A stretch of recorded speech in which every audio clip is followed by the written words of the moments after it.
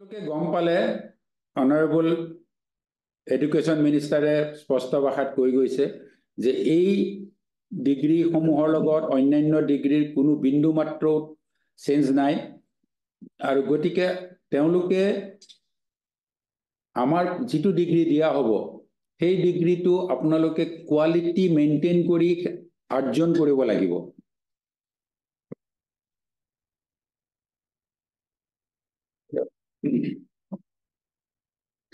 আমাৰ এই স্লাইডত থাকিব কেৱল প্ৰথমটো হৈছে ফৰ্মেটিভ এছেছমেণ্ট।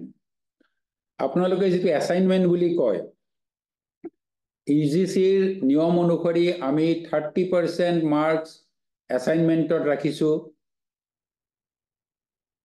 গতিকে সেই 30%টো আমি কেনেকৈ দিছোঁ সেই মাৰ্কছটোৰ বিষয়ে চাই লওক। ৱেবছাইটত লাৰ্ণাৰ্ছ জোনত গৈ দেখা পাব 3টা কুৱেশ্যন থাকে 10 মাৰ্ককে, যিটো চিলেবাছৰ পৰা থাকিব। সেইটো ডাইৰেক্ট কিতাপৰ পৰা লিখিবৰ কাৰণে দিয়া নহয়, সেইটো আপোনালোকে নিজাকে পঢ়ি পেলাই লিখিব লাগে, লিখি পেলাই টিচাৰক দেখাব লাগে কাউন্সেলিঙত। তেওঁলোকে ফিডবেক দিয়ে যে এইটো ঠিক হৈছে নে নাই, তেতিয়া যাতে মেইন পৰীক্ষাত আপোনালোকৰ প্ৰব্লেম নহয় সেইটো উদ্দেশ্যত এই কুৱেশ্যন কেইটা দিয়া যায়। নেক্সট এটা কুৱেশ্যন 10 মাৰ্কৰ দিয়া হয় এনভাইৰনমেণ্ট ৰিলেটেড, আৰু এটা এডিশ্যনেল কুৱেশ্যন আমি ৰাখি থওঁ 10 মাৰ্কৰ, যিটো কোনোবাই ষ্টাডি চেণ্টাৰে যদি MCQ পৰীক্ষালৈ ল'ব পাৰে, নহ'লে এই 10 মাৰ্কৰ দিলেই হ'ব। টোটেল 50 মাৰ্কছৰ। ইয়াৰ মাজত এটা বস্তু আছে, আপোনালোকে কাউন্সেলিং ক্লাছটো কম্পালসৰি নহয়, কোনোবাই নকৰিব পাৰে, কিন্তু ইউজিচি ৰুল মতে সব ODL লাৰ্ণাৰে PCP বা পাৰ্সোনেল কন্টেক্ট প্ৰগ্ৰেমত এটেণ্ড কৰাটো কম্পালসৰি। বহুত ষ্টাডি চেণ্টাৰে এইটো কৰা নাই, আপোনালোকক জনালো, তেওঁলোককো কোঅৰ্ডিনেটৰসকলক জনোৱা হৈছে। পাৰ্সোনেল কন্টেক্ট প্ৰগ্ৰেমত 5 মাৰ্ক এটা থাকে, সেইটো তাৰ ভিতৰতে সোমোৱাই আমাক টোটেল 50 মাৰ্কছৰ জমা দিব, আৰু তাৰ পৰা 30% মাৰ্কছটো আপোনালোকৰ তাত জমা হৈ যাব। এতিয়া নেক্সট স্লাইডখনত দেখাৱা হ'ব যে PCP কি বস্তু, পাৰ্সোনেল কন্টেক্ট প্ৰগ্ৰেম।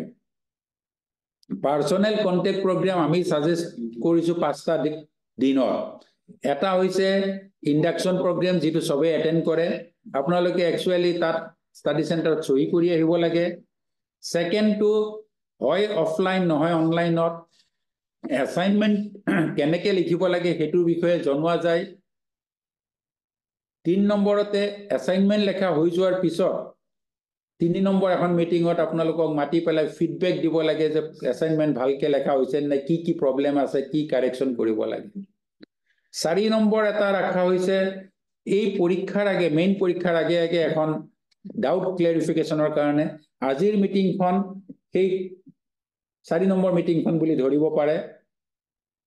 আৰু এটা মিটিং আমি ৰাখিছিলোঁ এক্সট্ৰা কেৰিকুলাৰ এক্টিভিটিজৰ কাৰণে। প্ৰত্যেক ষ্টাডি চেণ্টাৰত যিসকল লাৰ্ণাৰে খেলিব পাৰে, গান গাব পাৰে, নাচিব পাৰে, লিখিব পাৰে, তেওঁলোকৰ ডাটাবেছ এটা ৰাখিবৰ কাৰণে।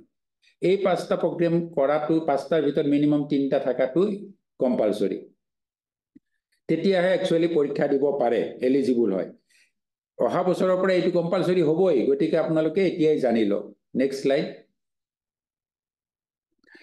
ইয়াৰ পিছৰ স্লাইডত আমি যাম যে আপোনালোকে যেতিয়া সাবমিট কৰিব,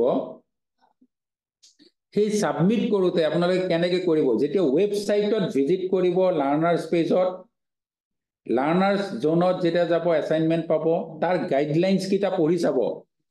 9 নম্বৰ পইণ্টত লেখা আছে while submitting the assignment don't forget to collect the receipt।